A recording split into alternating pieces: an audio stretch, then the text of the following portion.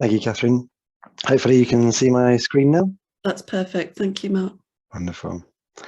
So good afternoon, everyone. Welcome back from lunch. So I'm going to talk about two projects this afternoon, and looking particularly at this question of how IPM tools can be easily applied into different regions. So the two projects, they're sister projects. So there's IPM Decisions and IPM Works, and they're both funded by the European Commission, running until 2024. So we've got a few years left on them.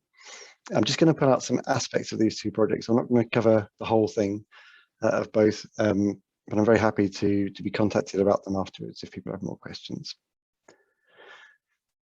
So when thinking about this, the first step to applying tools to the different regions is to collate available tools and make them accessible in a standardized way.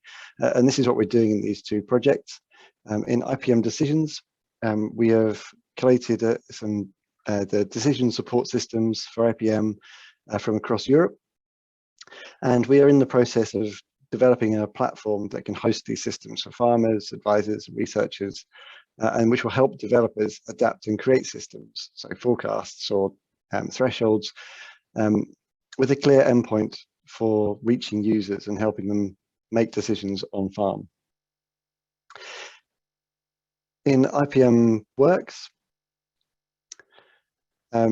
this is creating a demonstration network, and as part of this we are creating an online toolbox that will enable everyone to share information about the tools they're using, including case studies or project information or guidance on particular aspects and tools that are available. And in addition, we're going to be working with hubs to coach farmers within this network and follow their implementation of those tools and develop further resources. In addition to gathering all these tools together, we also need to understand why some are being used more than others.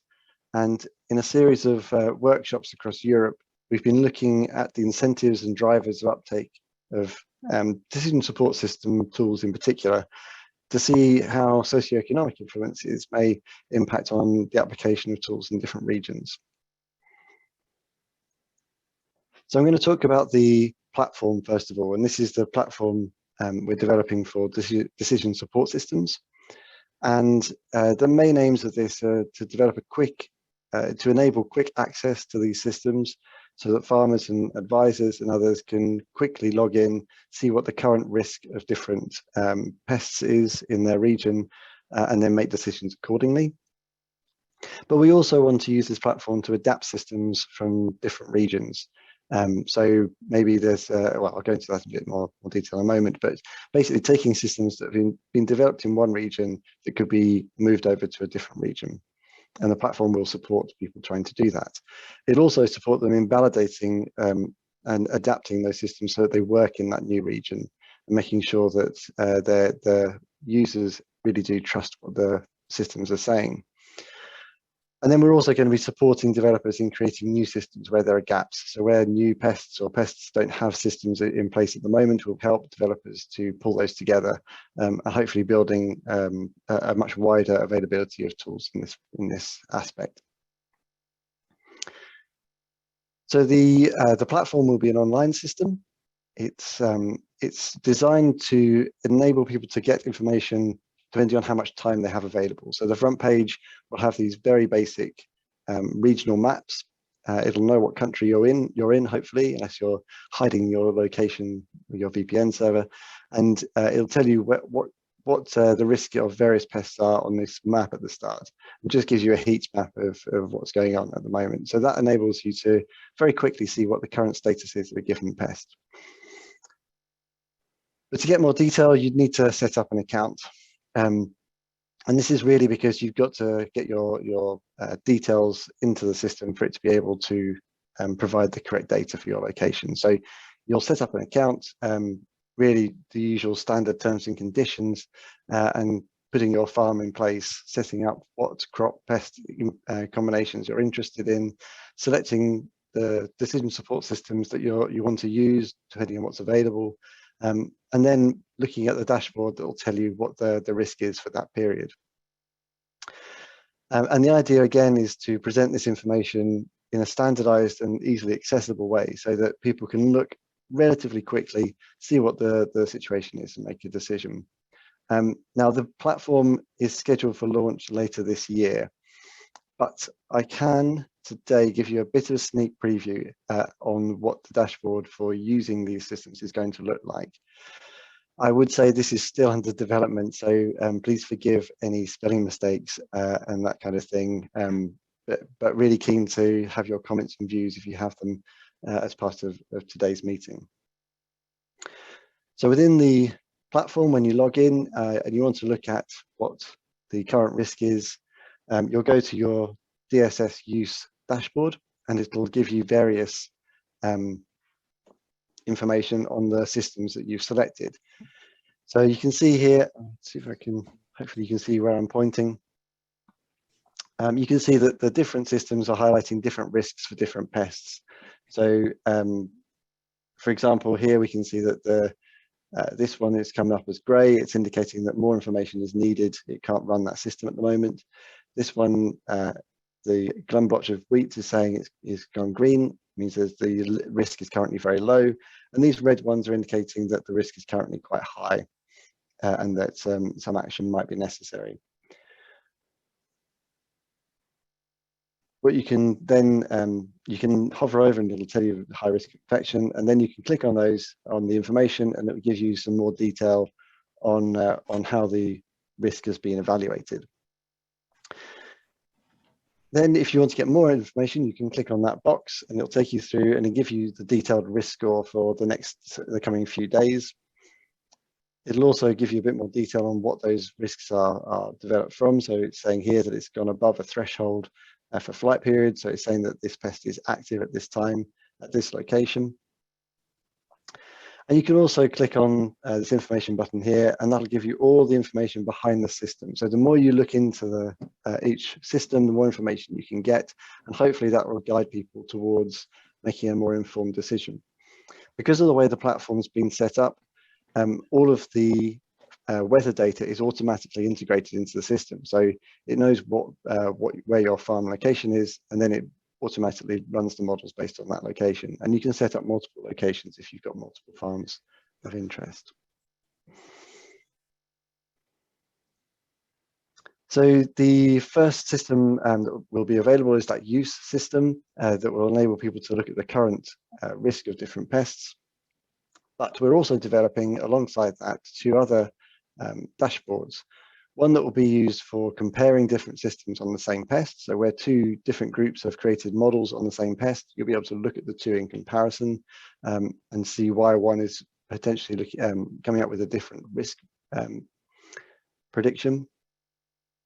And there'll also be a dashboard that will enable users to adapt systems developed in different regions to a new region. And that's really going to be focused at researchers and developers.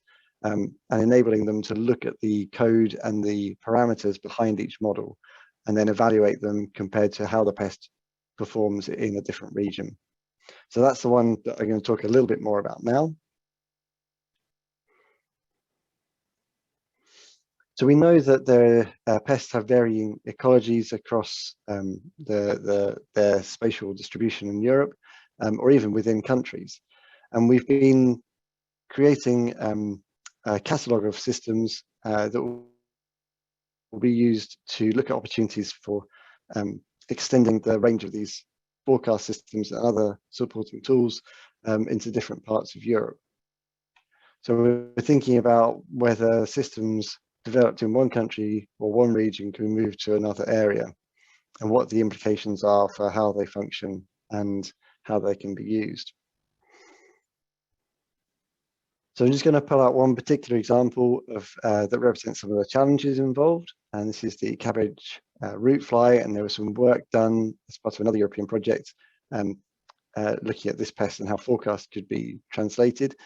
So this pest is an important brassica pest, and there are various forecast models available to predict when it emerges and when it's active and based on climate data. But a really crucial aspect of behavior that that needs to be included in the models is how when the adults emerge after winter. And so in that other project, they found that different populations have varying temperature requirements for overwinter strategies. And they found that there are some populations that have quite similar strategies in Norway, Ireland, and France. But in the UK, there's a different strategy. There's slightly more protracted emergence, which affects then the rest of the model that is dependent on that information at the start. And so this means that models developed in one region don't necessarily quickly translate across to another unless you include a lot of information about their various biological strategies. And this has been proved in a few different validation experiments as well, where they've seen that models do not necessarily translate readily to new regions because there are fundamental changes, differences in the ecology related to climate data, but also related to other aspects as well. In addition to that, models also need updating over time as there are climate change impacts on pest phenology. For example, sometimes increasing temperatures enable eggs and larvae to overwinter more frequently, and that can impact on emergence the following season. What the IPM Decisions platform is hopefully designed to do is to enable existing systems to be readily available as a starting point for adaptation and creation of new systems. So for example, and this is a very oversimplified example, if there are systems for a pest available in Eastern and Western Europe, and you're interested in creating, in having a system that's available in Central Europe, you could take and use the system that's available in one location, and the platform would allow you to do that, but would give you a warning saying this isn't adapted for your region, so it should be used with care. You could also do the same from a different region, and you'd get a warning there as well. And then the comparison system would allow you to see how the two are performing and make a judgment, taking into account the fact that they were developed elsewhere. But the adaptation dashboard would then allow you to reevaluate how those two systems are set up and create a new system for your region, which could then be validated using field trials, etc., in your location. So we've been collating this list of various decision support systems from across Europe, and I can share that with people if they're interested. Just need to get in touch. And later this year, we'll also be developing guidance to on how these systems can be validated and translated into different regions. In addition, there will be some demonstration activities and case studies developed so that will aim to quantify these benefits associated with the system, so that we can provide the evidence that these systems are really useful and really do make a difference to improving IPM implementation. So far, I've raised the technical challenges, and I realise it's quite a quick overview of those technical challenges, just to kind of introduce it. But we also know that there are other elements at play, and as well as the technical considerations that pests may behave differently in different regions and respond to local climate and landscape conditions, there's also socioeconomic conditions that Henry mentioned earlier, in fact. And people may behave differently in different regions in response to the type of farm they run, their relationship and trust in the tools available, and access to what tools they can are available as well. So I'm just going to go through some of those second type of challenges. And again, we've been looking at this in IPM Decisions to try and understand what it is that's incentivizing and blocking uptake of decision support systems across Europe. So we've run 2 rounds of workshops so far with good engagement across several different countries, and just a few sort of headline responses from those. In terms of access to tools, we found that access should be pretty good. Almost all farmers had smartphones and or a home computer. Over half the farmers we surveyed were already using some sort of decision support system, and there was quite high willingness to try new products and services and see how they benefited their farm management. And across agronomists as well, there was a lot of confidence that decision support systems would complement what they were doing, and that the systems were generally quite accurate with a healthy dose of skepticism, particularly in the UK, really related to how variable weather is in the UK, which is such a key factor in forecasts in particular. The majority of agronomists do recommend farmers use decision support systems, but suggest it takes quite a long time to actually convince them to use them regularly. But what we did see is that while agronomists are providing support in recommending that the systems be used, they're not necessarily helping the farmers to use them or select which ones are more or less appropriate. We also looked at some of the factors that influence how much trust farmers and agronomists might have in systems. And again, this is kind of similar to some of the things that Henry was talking about. Farmers with larger farms tended to trust systems more. More integrated farmers tended to have more trust in the systems, and farmers who had regular exposure to demonstrations of the systems in particular were more likely to trust those systems. And conversely, being exposed to a lot of marketing without the backup of demonstrations seems to negatively affect farmers' trust. And I think those are all elements that we probably are familiar with already, but they certainly came through quite strongly in the research there. And there are various other socioeconomic factors that influenced who was more likely to use decision support systems in particular. So farmers with higher education, larger farms, horticultural sector, and interestingly, those who are more willing to pay for systems were more likely to use it, and that is something we've seen elsewhere as well. And there will be a publication on all of this in due course, so happy to make that available once it's out. So there are a lot of considerations for applying IPM tools regionally. In terms of the technical side, we know that we need to compare the ecology of pests, because a pest by name in one place and another, it doesn't necessarily mean they are the same in both regions. And we're going to help facilitate making adapting systems so that they do fit the pest in a new region, and guide on how field trials can help validate those systems, because it's really fundamentally important that farmers and advisors have trust in the systems that they're using, and that only really comes through demonstrating that it works in the field. And that links in with the socioeconomic aspect of this, making sure that tools are available in new locations and adapted effectively, and that we understand what the drivers for uptake really are, so that we can help support development and integration of tools into IPM strategies. Just on the point of demonstration, as part of the IPM Works project, we are engaging with farmers across the demonstration network to help demonstrate some aspects of IPM in practice.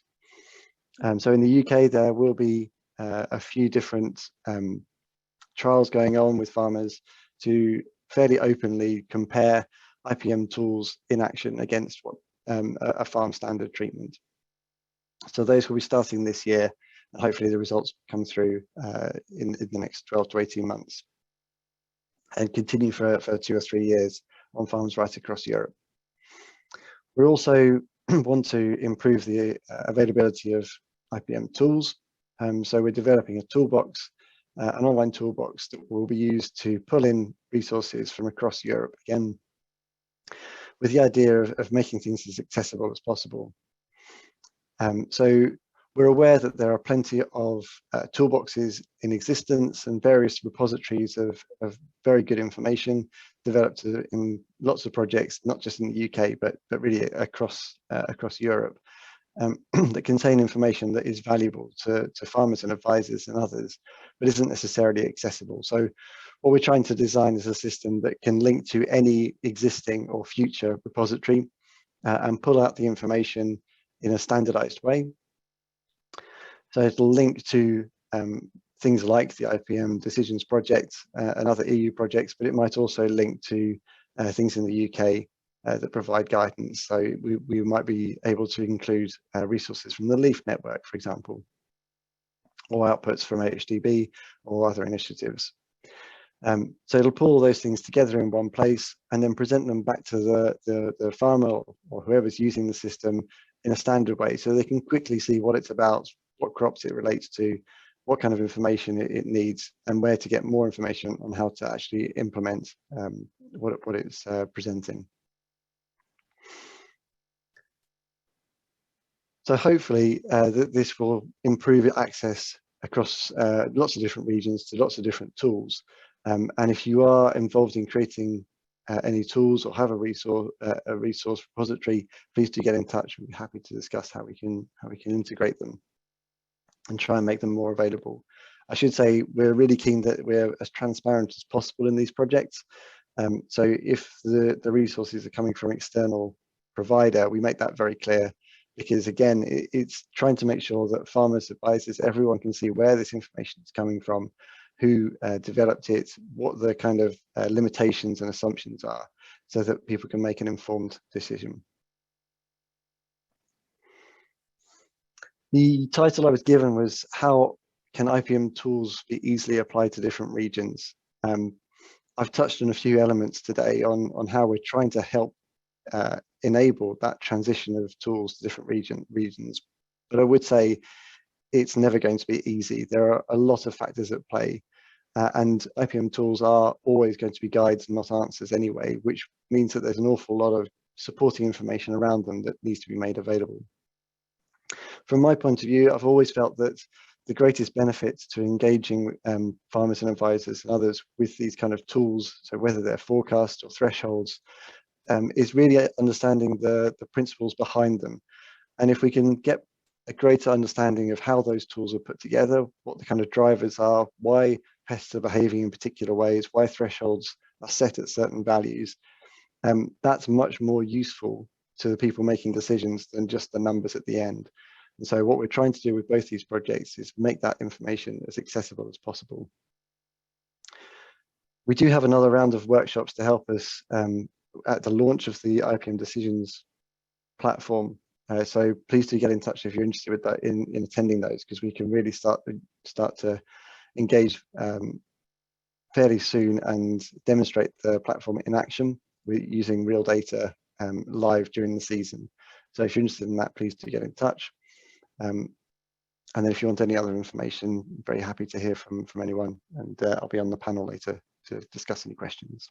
Thank you very much. Thank you, Mark. That was really interesting, and I've got some sort of knowledge of most of those projects in the background, so great to see the information coming out of them, and also that sort of sneak preview of the dashboard. That's really great. Just because you're a little bit ahead of time, there's a question in the chat that I can see already, if you don't mind me posing that to you now rather than waiting until we get to the Q&A. So it's from Chris Woolwork, and he says, part of the login to the IPM decisions is add farms. Does this require absolute data on real farms? If so, this is an issue for advisors who may face GDPR issues if they're using data in the system. Yeah, absolutely. So when you add a farm, you just click on a map and you make up a name for it. It doesn't have to, you're not committing it to any real location or anything like that. So there is certainly no issue with GDPR there. It shouldn't be a problem at all. You are just clicking a location in a map, and that's what's driving selecting the weather data and some other data as well. We are also looking at adding functions so that you can share location definitions with the farmer, so that you could both look at the same information. So if you are setting up your farm, a farm on the system, you could share that same location information with the actual farmer. You could do that with multiple different sites without it conflicting any personal data. So yeah, we have accounted for that, and it should be built into the system when it's launched.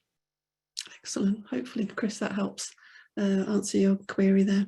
Excellent. Thank you very much, Mark. And again, if there's any more questions for Mark or any of the other speakers, either from this morning, if you suddenly thought of a burning question, or for any of the other speakers this afternoon, please do put them in the Q&A. We'll be doing another chat session at the end of this afternoon's presentations.